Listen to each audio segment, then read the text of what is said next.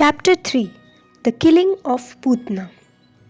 The Supreme Brahman, taking the form of a human being, descended on earth and assumed the mood of a village boy. Although he appeared like an ordinary human to the common people, Sri Krishna, who is famous as the beautiful form of supreme transcendence, has a completely pure spiritual body.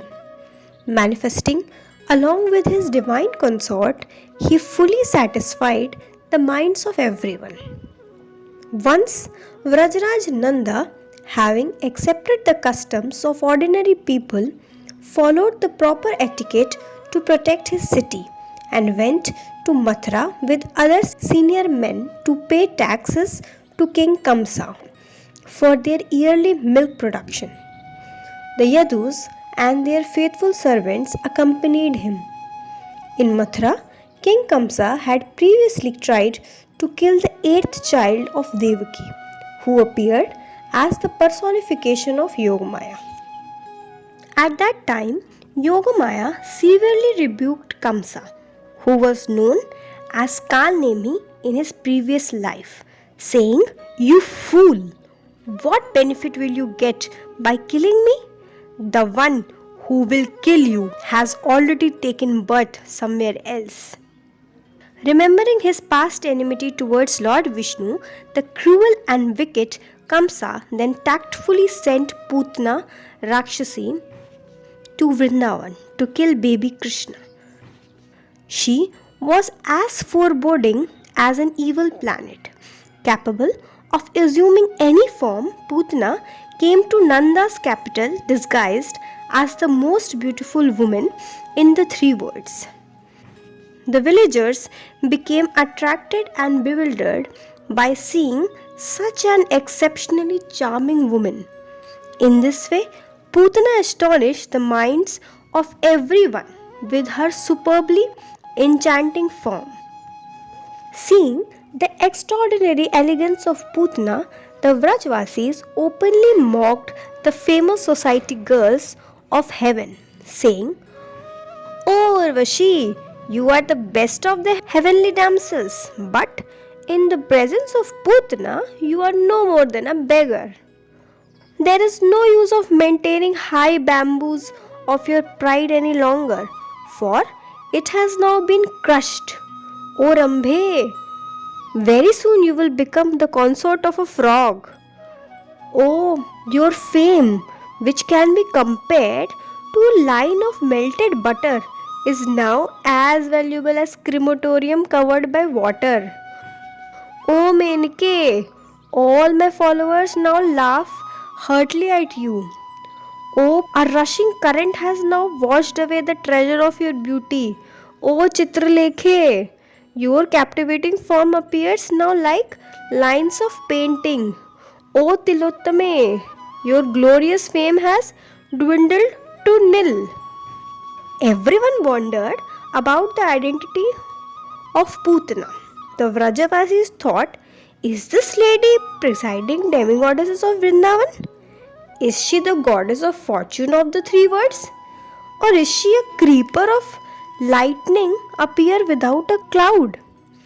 Or is she a friend of Kumuda flowers blossoming under the moon?" When Putna entered Yashoda's home, the Vrajavasis concluded that the goddesses of the three worlds had favored that great soul, the king of Vrindavan, by personally coming to render all kind of services. Like a thief executing his nefarious plan, that shameless woman Putna, her heart full of cruelty and ignorance, courageously entered the house. Putna saw baby Krishna as a spark of powerful fire capable of burning the sum total of all misfortune to ashes. That boy shone the transcendental flame of a lamp competent of subduing all enemies produced by the dense darkness of night. He was just like another august rishi who could easily swallow the deadly ocean of poison represented by material existence. Baby Krishna lay on the lead as white as the rays of the full moon, or the foam produced from churning the ocean of milk. The baby looked like a great emerald sprouting from a field of powdered camphor. Putana played the part of a sweet deceiver who outwardly speaks pleasing words but harbors cruelty within his vicious heart. She exactly resembled a well covered with grass in order to trap a wild elephant. Her attractive form rivaled the jeweled sheath of a deadly sword. Although assuming the form of a desire creeper, Putana posed as a poisonous plant. Displaying motherly affection, Putana held the baby in her lap. Yashoda and Rohini wondered, is this woman Bhagavati Gauri? Or is she queen of Varuna? Or consort of Agni Dev? Has she appeared here to display affection towards my son? Thinking thus, they did not prevent Putana from offering her breast milk to the baby. At that time, Vrajeshwari Yashoda thought, am I the mother, or is this woman the mother of my child? Fearlessly, Putana picked up the baby Krishna and cuddled him in her lap. The compassionate Lord, who is absolute knowledge personified, acted unaware of the situation. Accepting Putana as his mother, Krishna immediately climbed up on her lap. Jashoda and Rohini watched attentively as Putana expressed motherly affection toward Krishna by pressing her poison covered nipple into his mouth. His soft, copper colored lips resembled drinking cups made of the petals of a cluster of bandhuka flowers. Expert at performing pastimes, Krishna skillfully sucked out both Putana's milk and her very life, which left her helpless and stupefied. Feeling intense pain, Putana shrieked, please leave me, leave me, as she forcibly tried to throw the baby off her breast. But Krishna held tightly with both hands and sucked her breast milk with the cup of his soft lips. Curiously, Krishna derived no satisfaction from drinking that milk. Then, Putana assumed her Rakshasi form as a horrible demon. After accepting her poison, Krishna threw Putana's huge and hideous body out of the town. If the body had fallen in the city, it could have killed many residents. To everyone's amazement, Krishna sat peacefully in Putana's lap.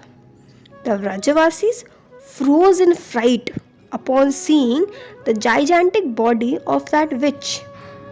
Her visit resembled the tax collector who intimidates the people when collecting money. As Vibhishan manifested his glories in the white land of Lanka, similarly, Putana revealed a terrible body in Vrindavan. As clouds hover over mountain tops, the milk-filled breasts of that demon looked like big clouds towering over her mountainous body. As Bali Maharaj resides in Patal, the cavernous mouth of Putana challenged the depth of Patal look. Her nostrils resembled the dangerous ravine of a mountain. Her powerful set of teeth looked like a plowshare, and her arms resembled two palm trees. As soldiers precede the commander, her extended tongue formed a royal road leading to the dreadful kingdom of her body. Putana's abdomen appeared like a large lake containing varieties of aquatics. In the jungle, the banyan and the behera trees grow very tall. Similarly, her eyes looked like tal trees. The ugly body of Putana extended for 12 miles.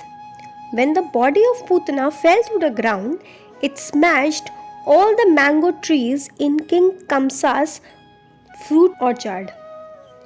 The affection that Putana had showed towards Krishna left Yashoda Rani in a state of bewilderment. Not seeing her son, Yashoda cried like a cow lamenting over the death of her calf, and then fainted while sighing, "Alas, how painful! What happened to my son? Where is he?" With tender care, the elderly gopis tried to revive Yashoda. Although still stunned, Yashoda spoke, "Alas, how painful! Seeing that my son is more beautiful than a blue lotus, the heavenly damsels kidnapped him in order to decorate their ears. Considering my son to be priceless blue sapphire, the Nagapatnis took them to adorn their foreheads, thinking him to be a fragrant flower of tamar tree. The Gandharvas abducted him to decorate their braids with him. Seeing my son as personification of perfection, have the yoginis snatched him to achieve some siddhis?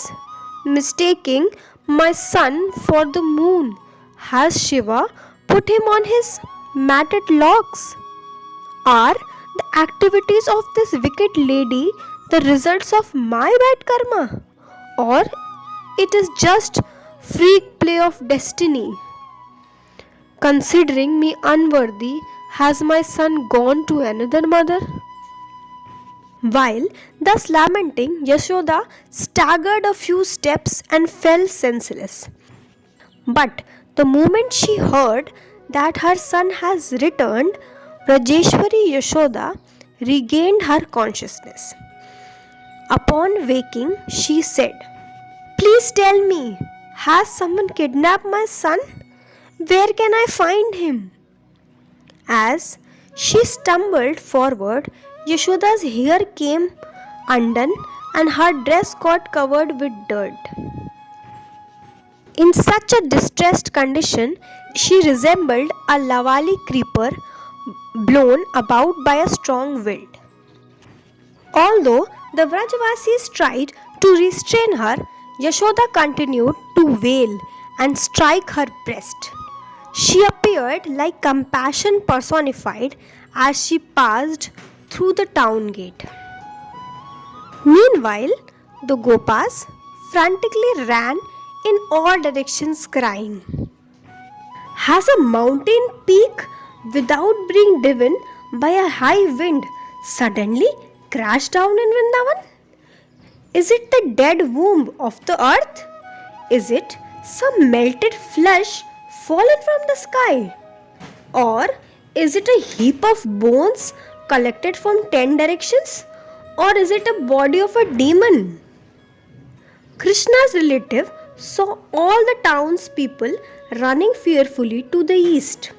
Out of compassion for his family and friends, Krishna crawled upon Putana's chest so that they could see him playing there freely. Thinking thus, Krishna arranged for Putana to fall down outside of town. The Gopas saw that child who ever relished blissful pastimes as a small cloud sitting on a beautiful mountain peak. Upon seeing Krishna, the Gopas cried out, "Oh, look! That woman came to kill the son of Nanda, but she died as a result of her grave offense. Oh, how fortunate we are!" Then the Gopas climbed up on Putana's body that seemed like a base of a mountain. Beholding that gentle yet fearless, beautiful boy with a sweet smile, the cowherd men picked him up and handed him from one to other. Then the gopis told Yashoda, "Oh pious one, here is your son. Please embrace him." Thinking their words like those heard in a dream, Yashoda said, Are you tricking me? Like a person suffering under the spell of an evil planet, Yashoda could not believe them. However, she regained conviction when Krishna was placed in her lap.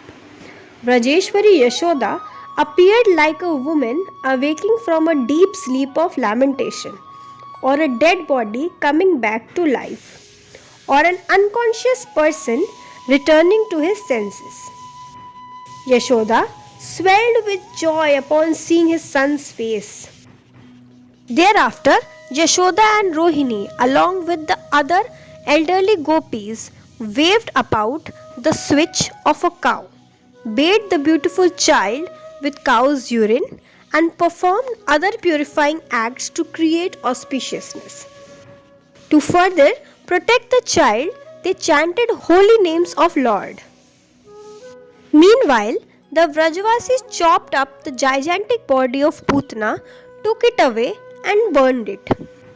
From a distance, that burning body, sweeping forth deep black smoke and many sparks, looked like a monsoon cloud illuminated by streaks of lightning.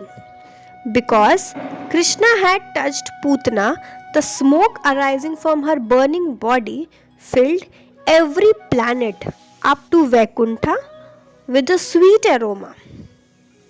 Everyone enjoyed that fragrance which smelled like incense of agaru and sandalwood. The rain falling through that fragrant smoke saturated the earth with a sweet smell. Vrajaraj Nanda returned from Mathura amidst all this commotion. Observing the smoke and feeling apprehensive, the associates of Nanda said, "O King of Vrindavan, is this a blue veil blowing in wind and reaching up to the feet of a celestial lady? Is it the tips of tall grasses, or the rays emanating from jewels on the hoods of huge serpents from Rasatal, trying to pierce the covering of this universe? Is it the running back and forth of elephants that hold up four directions? Is it clouds falling on ground and again rising up to pollute the entire sky? Or is it the mood of Goddess Earth during her monthly contamination period ascending to heaven? Or has a dense cloud of darkness suddenly spread throughout the universe?"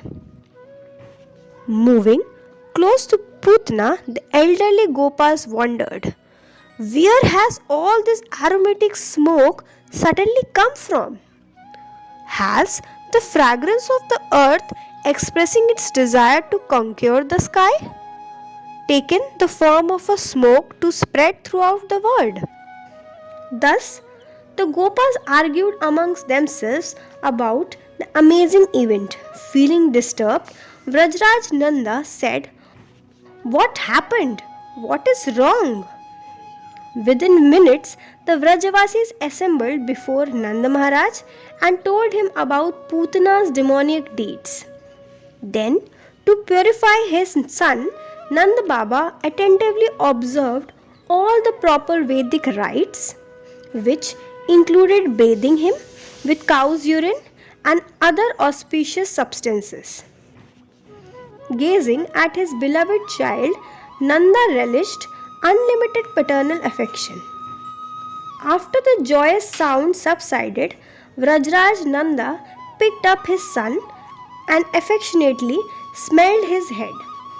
He felt as if the seeds of bliss had sprouted within his heart. Overwhelmed with unlimited pleasure, his mind melted with ecstatic feelings and his eyes streamed tears of happiness. Who can describe the mercy of Lord?